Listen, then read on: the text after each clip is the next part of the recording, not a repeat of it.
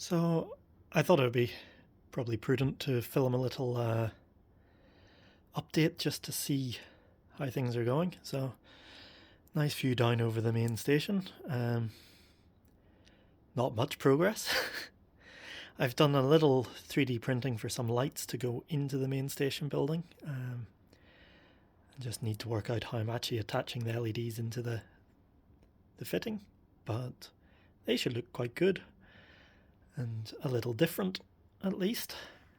So the main focus of efforts has been up at this sort of little branch line station with sort of obviously some sort of vague industry, and I've managed to build the hill on both sides of the track that continues the hill then from the massive mountain range, which if we zoom out now kind of has quite a decent length. I've definitely got fed up making hills, so the only next one is I've worked on the incline up to that higher level. I don't know how it ended up, but originally it was staying level till about here, which meant the initial gradient around the corner was quite tight or quite high, and everything was struggling. So I got some 3% risers and actually did it properly before it'll then transition into the wooden version. I still need to replace that bit of wood because it was no longer at the right angle. But now things like the little ScotRail DMU can get up, and actually it's able to get up pushing a coach. So that's probably as much as it needs to, because while we're not going to pull an intercity train up, that's one platform length, and over here where the other end of the high level stuff is, again, it's very short. So it's I was happy with a steep gradient on the grounds that, well, I've got nowhere to put a long train, so why build it that you can get a long train up?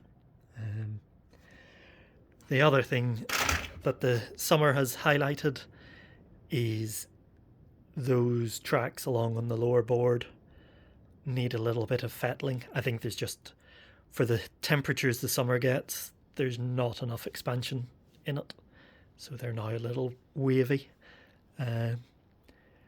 But they're not buckled or anything, they just need relifted, straightened, and where the droppers go through opened up a little bit just to give them a bit more room.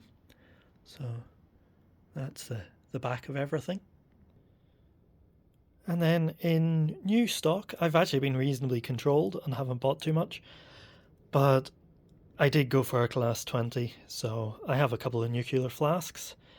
A class 20 is not prototypical, but I kind of just preferred them. They've got a nice sounding engine, as opposed to the modern versions, and I've a couple of 66s and a 68 that sound fitted, so I didn't really think the 69 was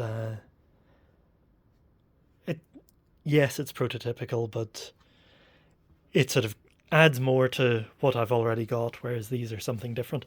I will eventually, of course, get a second one so I can run them double-headed and all of that just for the novelty, but as everyone knows, the cost of stock is quite high, so one at a time. But going back to the scenery, if I zoom out, there are bits that need sort of fettling, like in here and things, and I know it's sort of a bit mismatched and cobbled together, and I'll have to see if I've got some of the stone paper to cover up that.